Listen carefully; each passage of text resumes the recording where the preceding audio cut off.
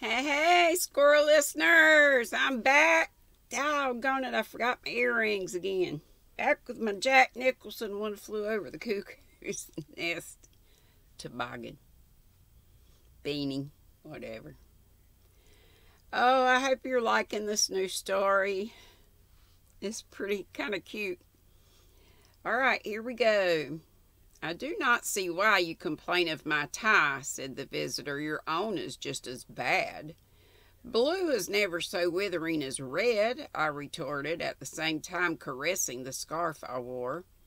Perhaps not, but if you will look in the glass, Hiram, you will observe that your point is not well taken, said my vis-a-vis calmly. I acted upon the suggestion and looked upon my reflection in the glass, lighting a match to facilitate the operation.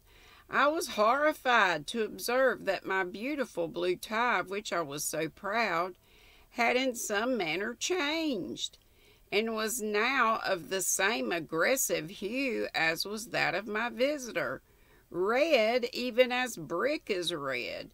To grasp it firmly in my hands and tear it from my neck was the work of a moment, and then in a spirit of rage I turned upon my companion. "See here," I cried, "I've had quite enough of you. I can't make you out and can't say that I want to. You know where the door is. You will oblige me by putting it to its proper use." "Sit down, Hiram," said he, "and don't be foolish and ungrateful. You are behaving in a most extraordinary fashion, destroying your clothing and acting like a madman generally. What was the use of ripping up a handsome tie like that?" "I despise loud hues. Red is a jockey's color," I answered him. "That's the favorite color of my sissy Teresa Patton and Mama Swift. I love red too." Wait a minute.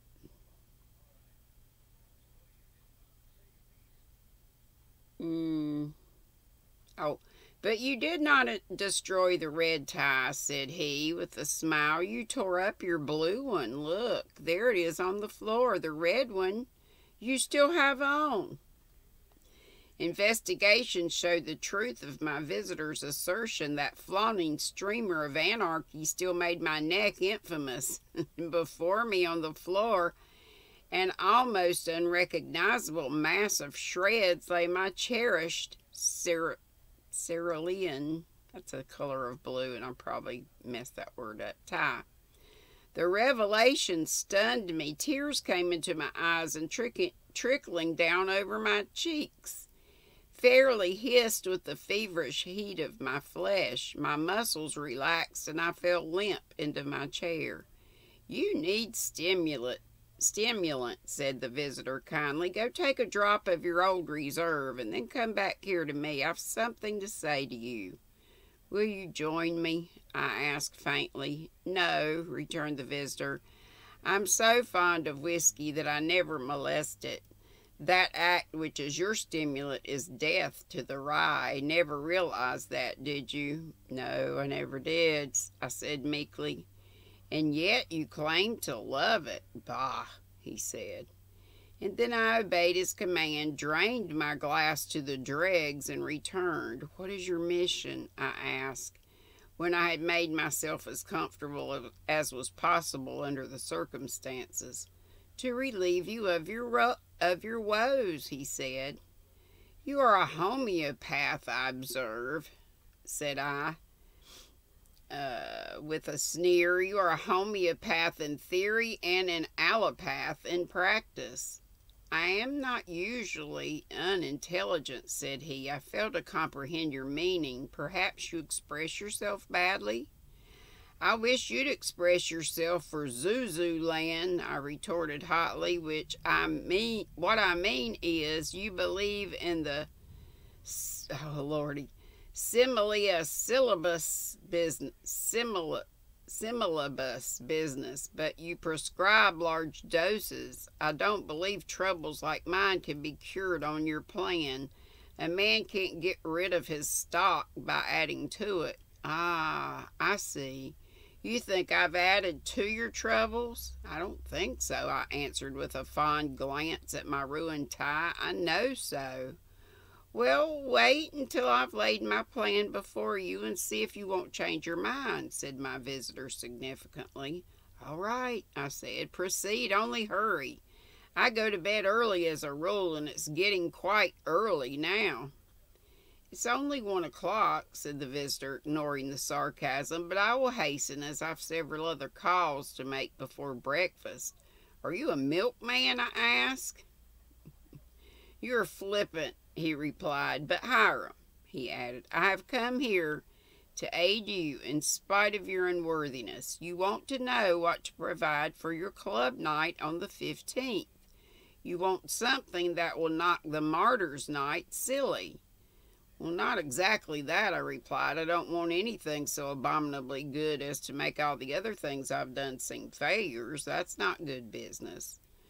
Would you like to be hailed as the discoverer of genius? Would you like to be the responsible agent for the greatest exhibition of skill in a certain direction ever seen? Would you like to become the most famous impresario the world has ever known? Now, I said, forgetting my dignity under the enthusiasm for which I was inspired by my visitor's word and infected more or less with his undoubtedly magnetic spirit. Now you're shouting. I thought so, Hiram, I thought so, and that's why I'm here. I saw you on Wall Street today and read the difficulty at once in your eyes, and I resolved to help you. I'm a magician, and 1 or 2 little things have happened of late to make me wish to prestidigitate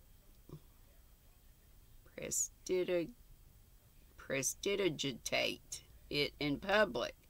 I knew you were after a show of some kind, and I've come to offer you my services. Oh, pshaw, I said. The members of the Gutenberg Club are men of brains, not children. Card tricks are hackneyed, and sleight of hand shows pale. Do they indeed? Said the visitor. Well, mine won't. If you don't believe it, I'll prove to you what I can do. I have no paraphernalia, I said. Well, I have, said he, and as he spoke, a pack of cards seemed to grow out of my hands. I must have turned pale at this unexpected happening, for my visitor smiled and said, Don't be frightened, that's only one of my tricks. Now, choose a card, he added, and when you have done so, toss the pack in the air. Don't tell me what the card is, it alone will fall to the floor. Nonsense, said I, it's impossible. Do as I tell you. I did as he told me, to a degree only. I tossed the cards in the air without choosing one, although I made a feint of doing so. Not a card fell back to the floor. They every one disappeared from view in the ceiling. If it had not been for the heavy chair I had rolled in front of the door, I think I should have fled. How's that for a trick? Asked my visitor. I said nothing, for the very good reason that my words stuck in my throat. Give me a little creme de la creme, will you please? Said he after a moment's pause. I haven't a drop in the house, I said, relieved to think that this wonderful being could come down to anything so earthly. Pshaw, Hiram, he ejaculated, apparently in disgust. Don't be mean, and above all, don't lie. Why, man, you've got a bottle full of it in your hand. Do you want it all? He was right. Where it came from, I do not know. But beyond question, the graceful, slim-necked bottle was in my right hand, and my left hand held a liquor glass of exquisite form. Say, I gasped as soon as I was able to collect my thoughts, what are your terms? Wait a moment, he answered. Let me do a little mind reading before we arrange preliminaries. I haven't much of a mind to read tonight, I answered wildly. You're right there, said he. It's like a dime novel, that mind of yours tonight, but I'll do the best I can with it. Suppose you think of your favorite poem, and after turning it over in your mind carefully for a few minutes, select 2 lines from it, concealing them, of course, from me, and I will tell you what they are. Now, my favorite poem, I regret to say, is Lewis Carroll's Jabberwock. A fact I was ashamed to confess to an utter stranger, so I tried to deceive him by thinking of some other lines. The effort was hardly successful, for the only other lines I could call to mind at the moment were from Rudyard Kipling's rhyme, The Post That Fitted, and which ran, year by year in pious patience, vengeful Mrs. Boffin sits waiting for the Sleary babies to develop Sleary fits. Ejaculated my visitor, you're a great Hiram, you are. And then rising from his chair and walking to my poet's corner, the magician selected 2 volumes. There, said he, handing me the departmental ditties. You'll find the lines you tried to fool me with at the foot of page 13. Look. I looked, and there lay that vile, Sleary sentiment in all the majesty of type, staring me in the eyes. And here, added my visitor, opening Allison the looking-glass, here's the poem that to your mind holds all the philosophy of life. Come to my arms, my beamish boy, he chortled in his joy. I blushed and trembled, blushed that he should discover the weakness of my taste, trembled at his power. I don't blame you for coloring, said the magician, but I thought you said the Gutenberg was made up of men of brains. Do you think you could stay on the rolls a month if they were aware that your poetic ideals are summed up in the Jabberwock and Sleary fits? My taste might be far worse, I answered. Yes, it might. You might have stooped to liking some of your own verses. I ought really to congratulate you, I suppose, retorted the visitor with a sneering laugh. This roused my ire again. Who are you anyhow that you come here and take me to task? I demanded angrily. I'll like anything I please, and without asking your permission. If I cared more for the Peterkin papers than I do for Shakespeare, I wouldn't be accountable to you, and that's all there is about it. Never mind who I am, said the visitor. Suffice it to say that I am myself. You'll know my name soon enough. In fact, you will pronounce it involuntarily the first time when you wake in the morning, and then... Here he shook his head ominously, and I felt myself grow rigid with fright in my chair. Now for the final trick, he said after a moment's pause. Think of where you would most like to be at this moment, and I'll exert my power to put you there, only close your eyes first. I closed my eyes and wished. When I opened them, I was in the billiard room of the Gutenberg Club with Perkins and Thompson. Not spelled like mine. For heaven's sake, Spencer, they said in surprise, where did you drop in from? Why, man, you're as white as a sheet, and what a necktie. Take it off. Grab hold of me, boys, and hold me fast, I pleaded, falling on my knees in terror. If you don't, I believe I'll die. The idea of returning to my sanctum was intolerably dreadful to me. Ha ha, laughed the magician. For even as I spoke to Perkins and Tompkin, I found myself seated opposite my infernal visitor in my room once more. They couldn't keep you an instant with me summoning you back. His laughter was terrible, his frown was pleasanter, and I felt myself gradually losing control of my senses. Go, I cried. Leave me alone, or you will have the crime of murder on your conscience. I have no he began, but I heard no more. This is the last I remember of that fearful night. I must have fainted, and then have fallen into a deep slumber.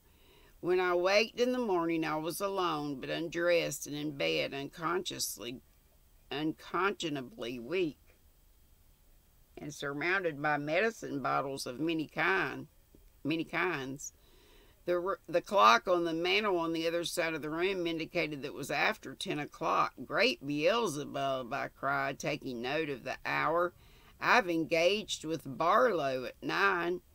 And then a sweet-faced woman, who I afterwards learned was a professional nurse, entered the room, and within an hour I realized two facts.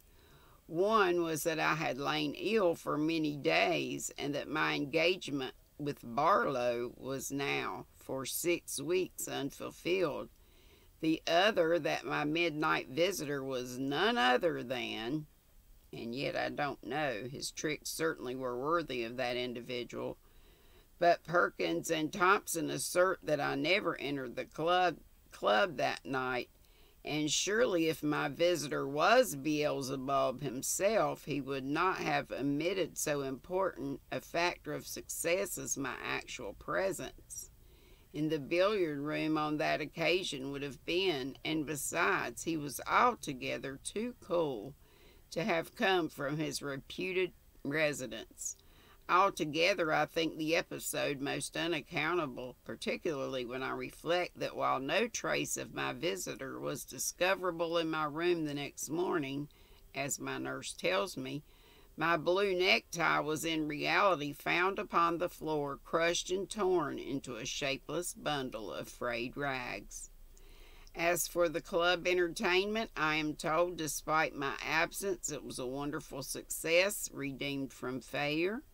The treasurer of the club said by the voluntary services of a guest who secured admittance on one of my cards, and who executed some sleight-of-hand tricks that made the members tremble, and whose mind-reading feats performed on the club's butler not only made it necessary for him to resign his office, but disclosed to the House Committee the whereabouts of several cases of rare wines that had mysteriously disappeared. And that's all. That was pretty different. I really like this author. I think the next one may be another one of his. I think I can find another. I hope you liked it too. Well, it's Monday, so live at 5 today. More Halloween trivia and just some chit-chat. Love to see you. Be sweet, don't be ugly. I haven't been showing my sign, and I need to do that. Need to do it at 5 too. Don't forget this great deal. $10 from $125. Great little balls of cotton, about 80 yards each, 12 of them, so 960 yards all told. This one and one other I bought earlier for $35. I didn't get them both at the same time. And there's also a little pattern book up here. And if you're careful with it, you can use it again and make your own DIY. It's 12 days of Christmas, not 24, but anyway, you might want to buy a bunch of them. Go to my video that's about that, and I'm sorry that I keep saying it, but it's such a great deal. I don't want anybody to miss it, and it helps me too. I do have an affiliate link. So if you will go to my video that tells about that, and when you use my affiliate link and you get in, you won't, I didn't see it any other way but by putting in a search within Darn Good Yarn. But as soon as you type in like AD or ADV, it pops up. $10. Crazy good deal. Great for you and great for Christmas gifts. It is from last year's, but the only place that says 2019 is on the pattern book. And so what? So what? It's a great, great, great deal. I've got 2 and ordered 2 more. So I'll have a couple and may give a couple away, may do a giveaway, I'm not sure. But anyway, great deal, so check it out. Love ya. Bye-bye.